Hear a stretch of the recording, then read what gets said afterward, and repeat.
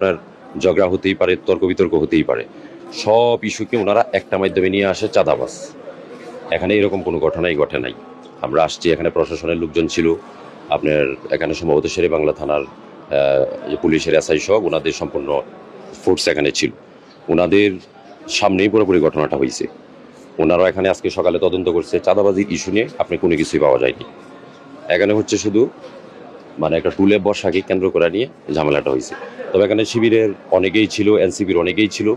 ওনাদের সরাসরি বলছে যে এই 12 আসনে হচ্ছে আমাদের যেহেতু জামাত শিবিরের জায়গায় পাশ করছে, আমরা এখানে ছাত্রদলকে দিব না বসার জন্য। এখানে মূলত ওনারা একটা আধিপত্য বিস্তার করতে চাচ্ছে।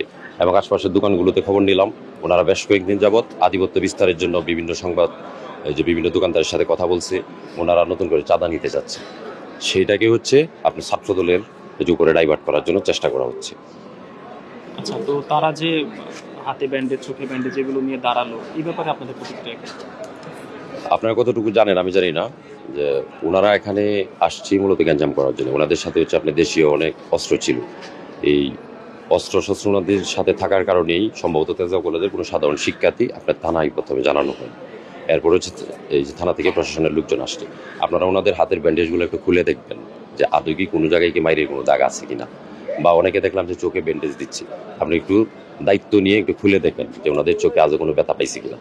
আমাদের অনেক ছোটো বাইনচারি গায়ে তার হাত দিছে, কেউ কোনো পাল্টা আক্রমণও করে নাই। আপনারা এখানে যারা প্রত্যক্ষদর্শী ছিল কিংবা যারা দোকানে যারা ছিল, আপনারা ওনাদের কাছ থেকে আপনারা সরাসরি মিডিয়ার লোক আপনারা গিয়ে জানতে পারবেন যে এই ধরনের কোনো ঘটনাই ঘটে নাই। তারা কি পরিবেশটা নিজেদের কন্ট্রোলে? হ্যাঁ, নিজেদের কন্ট্রোলে নেওয়ার জন্য, শুধু একটা আধিপত্যের বিস্তার করার জন্য। এখানে ওনারা মোটামুটি সবার সামনেই বলছে যে আমরা এখানে ছাত্রদলকে কোনোভাবেই দিব না এখানে থাকার জন্য।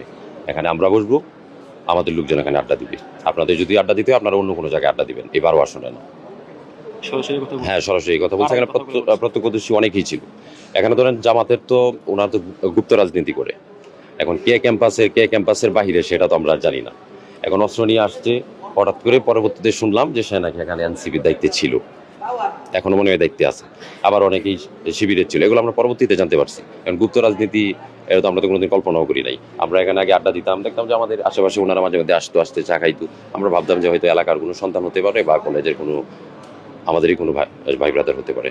কিন্তু গতকাল তো দেখলাম যে ওনারা জামাতের লোক, আবার কেউ এনসিপির লোক, গুপ্ত একটা পরিচয় তাদের আছে। তারা যখন বিক্ষোভ করে, আপনাদের একটা মিছিল দেখলাম, হ্যাঁ হ্যাঁ হ্যাঁ, এটা কি প্রতিক্রিয়া জানানোর জন্য ছিল কিনা? প্রতিক্রিয়া জানার জন্য। এটা হচ্ছে আমাদের রেগুলার রুটিন।